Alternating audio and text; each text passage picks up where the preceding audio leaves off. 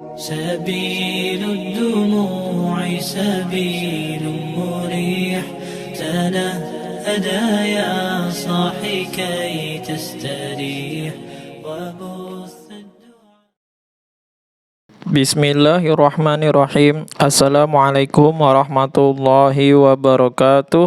Innal hamdalillah nahmaduhu wa nasta'inuhu wa nastaghfiruh wa na'udzu billahi min sururi anfusina wa min sayyiati a'malina. May yahdihillahu fala mudhillalah wa may yudlil fala hadiyalah. Asyhadu an la ilaha illallah wa asyhadu anna Muhammadan abduhu wa rasuluh.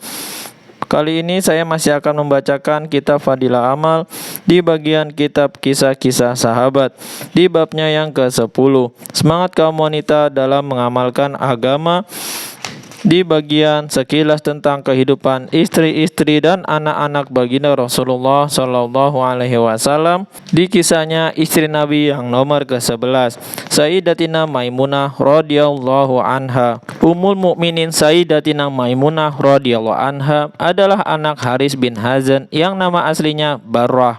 Baginda Rasulullah Shallallahu Alaihi Wasallam telah mengganti namanya dengan Maimunah. Sebelumnya ia telah menikah dengan Abu Raham bin Abdul Uzza. Itu pendapat sebagian besar ahli tarikh, dan masih banyak riwayat-riwayat lain yang berbeda. Diriwayatkan pula bahwa sebelum menikah dengan baginda Nabi Shallallahu Alaihi Wasallam, ia sudah menikah 2 kali. Setelah menjadi janda pada bulan Zulqa'dah tahun ke-7 Hijriah, ketika mengadakan perjalanan ke Makkah untuk umrah, baginda Rasulullah Shallallahu Alaihi Wasallam menikahinya di kampung Saraf. Selesai umrah, baginda Rasulullah Shallallahu Alaihi Wasallam berniat akan tinggal serumah dengan Sayyidatina Maimunah radhiyallahu anha di Mekah. Namun orang-orang Mekah tidak mengizinkan beliau tinggal di Mekah. Akhirnya dalam perjalanan kembali ke Madinah, baginda Rasulullah Shallallahu Alaihi Wasallam tinggal dalam satu kemah khusus dengan Sayyidatina Maimunah radhiyallahu anha di kampung Saraf.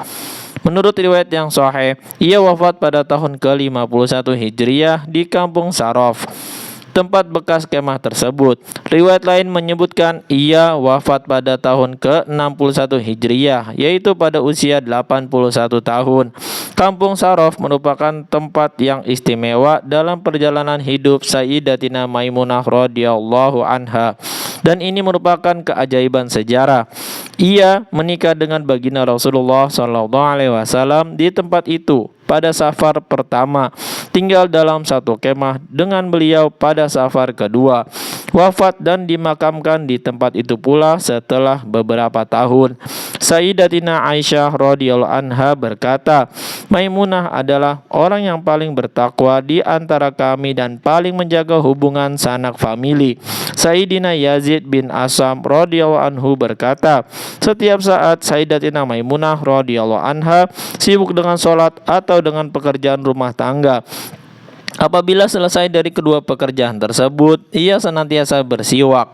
Para ahli hadis dan ahli sejarah sepakat bahwa pernikahan baginda Rasulullah Shallallahu Alaihi Wasallam dengan Sayyidatina Maimunah radhiyallahu anha adalah pernikahan beliau yang terakhir.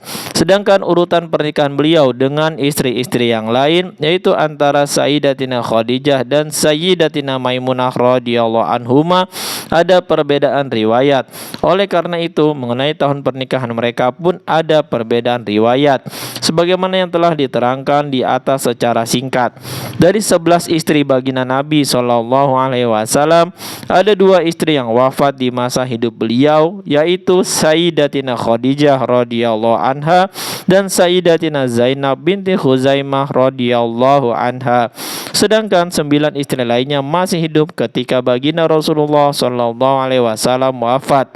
Selain dari pernikahan-pernikahan ini, ada riwayat yang menuliskan pernikahan beliau yang lainnya yang telah diperdebatkan oleh para ahli hadis ataupun sejarah. Dengan demikian, kisah-kisah di atas adalah mengenai istri-istri beliau yang telah disepakati oleh semua ahli hadis dan ahli sejarah. Alhamdulillah, baru saja kita selesai membacakan kisah istri Nabi yang ke-11, yaitu Sayyidatina Maimunah radhiyallahu anha, dan itu pula akhir dari kisah singkat tentang istri-istri Nabi secara keseluruhannya. Mudah-mudahan kita bisa mengulang kembali dan mendengarkan cerita ini sampai benar-benar merasuk ke dalam hati kita, dan kita bisa mengambil hikmah, amal, dan sampaikan kepada saudara-saudara kita yang lain.